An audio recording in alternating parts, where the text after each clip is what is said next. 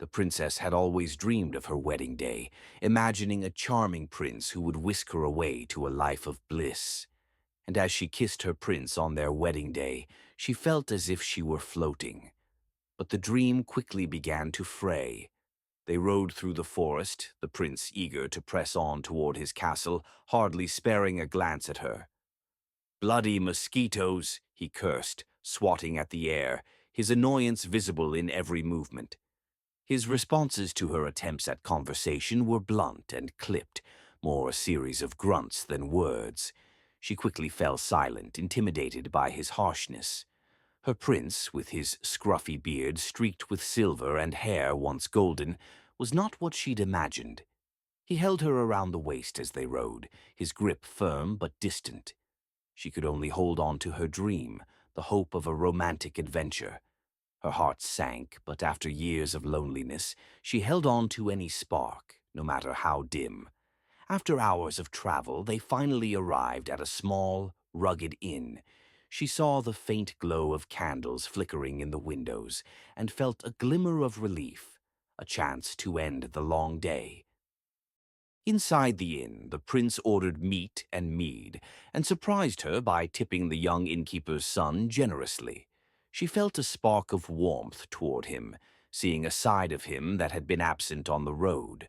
As the night wore on, he transformed into a lively storyteller, recounting tales of battles and daring deeds. She laughed as he mimed sword fights with a half-empty cup in hand, spilling mead as he stumbled around the room in his nightshirt. She clutched a pillow, trying to muffle her laughter as he reenacted his supposed victories, his drunkenness loosening his reserved demeanor. She felt herself relaxing, feeling a spark of happiness as she looked at him. Perhaps this rough journey would end in happiness, she thought, buoyed by the moment. But as she began to feel dizzy from the mead he kept pouring, he laughed and poured another for himself, his smile twisting with a strange edge.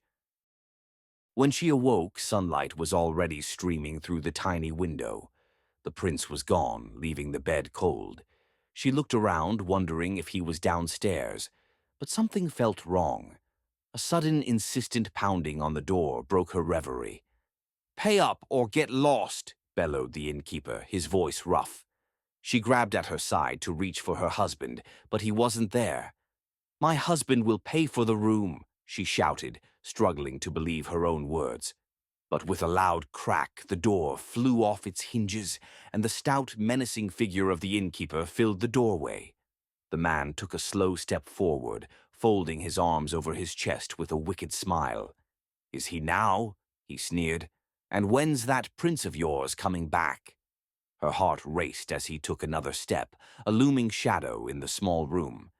She managed to stammer out, I'll work for you." The innkeeper's hideous grin widened.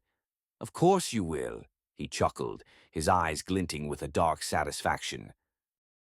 In a small, moss-covered stone hut near the forest, young John spent his days tending to the inn with his mother and enduring his father's frequent outbursts. He longed to escape, watching the travelers who passed through, imagining the places they'd come from and where they were going. John's father was a heavy-set man with a dark temper and a quick hand.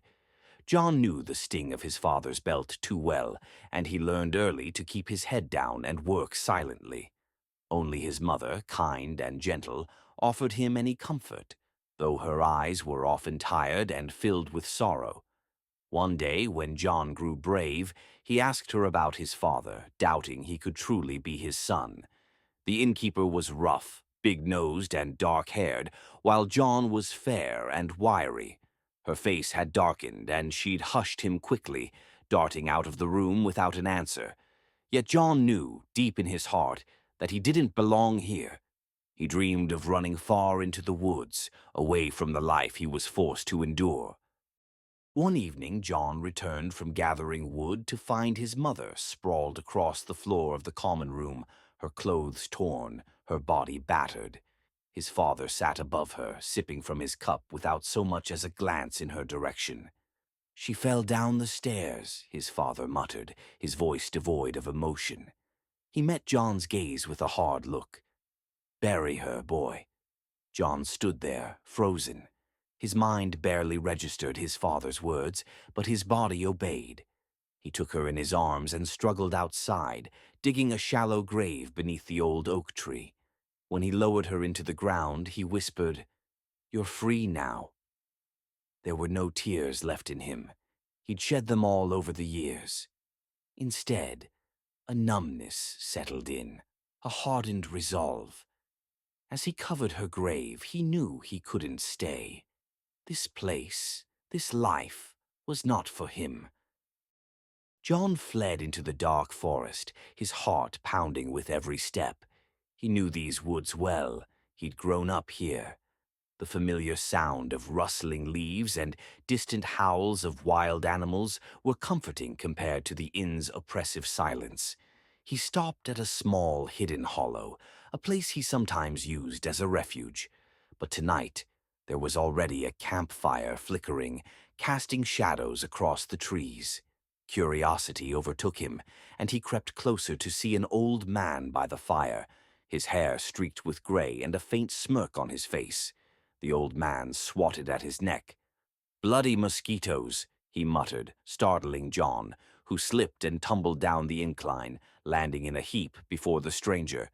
The man looked down at him, his eyes crinkling with amusement. "Evening, boy," he said, his voice warm and rough. "Do you want to hear a story?"